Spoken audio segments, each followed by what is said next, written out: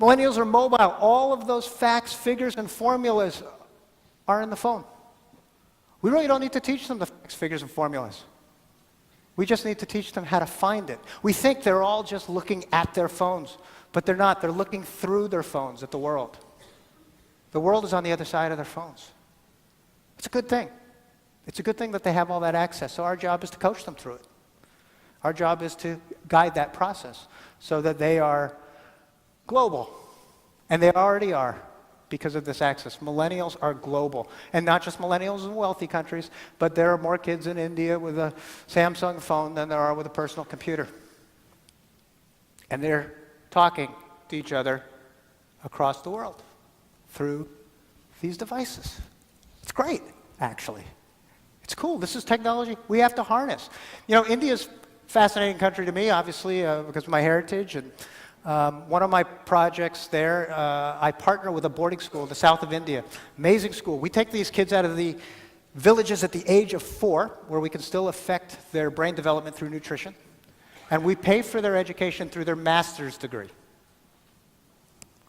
It's remarkable what happens. The school started by a friend of mine in 1997. We've had a full turnover. These kids work at Goldman Sachs, American Express, Deloitte, Mahindra Industries.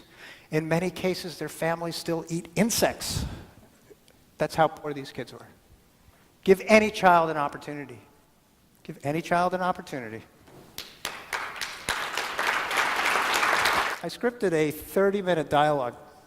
After 10 minutes, they were off my dialogue. 90 minutes later, they were still talking. When they ran out of things to talk about, they started showing each other dance moves, and the kids in Los Angeles couldn't believe that some village kid in India dances like that. The whole thing ended with the kids in India beatboxing and the girls in Los Angeles dancing, all in real time. Wow. One of the proudest moments of my life. And I didn't know what to expect. And we can all do this every day in a classroom. This is Skype. This is Skype. Millennials favor peer-to-peer learning. That's the opportunity. That's the opportunity. Could world peace be that simple? Maybe. Maybe it could be. I did a press conference right after that. I said, what if we did this with young Jews and young Palestinians before we teach them how to hate each other? Think about it. Got a Buddhist, a Christian, and a Muslim. A Muslim who defends Sharia law. And I asked them to write songs together.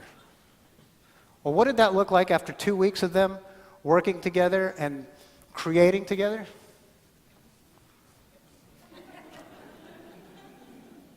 They love each other. And I don't use that word lightly. Every day, to this day, we say hello to each other, the 16 of us. We say goodbye to good night to each other on Facebook, on WhatsApp. And they're trading, and we're all going to regroup, hopefully make a documentary film about this in July in Indonesia, and record all of it.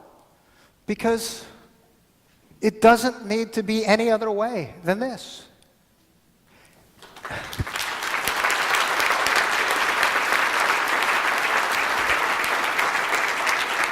The millennials embody what Gandhi taught us. Be the change you wish to see in the world. And they don't even realize it, which is the beautiful part. The classroom plays such an important role in this. The classroom has to do 3 things. It has to nurture talent, it has to inspire curiosity, and it has to provoke critical thinking. If the classroom does these 3 things, education lies at the intersection. That little yellow triangle. Because really, your education is what's left over after you've forgotten everything you learned. Think about that. Education is what's left over after you've forgotten everything you learned. It's character. It's values. It's what we teach them between the facts, figures, and formulas that they already have access to on their phones. So I think we need to focus on that. It's about educating the mind, but educating the heart, the soul. Thank you very much. You've been a great audience. Thank you. Thank you very much.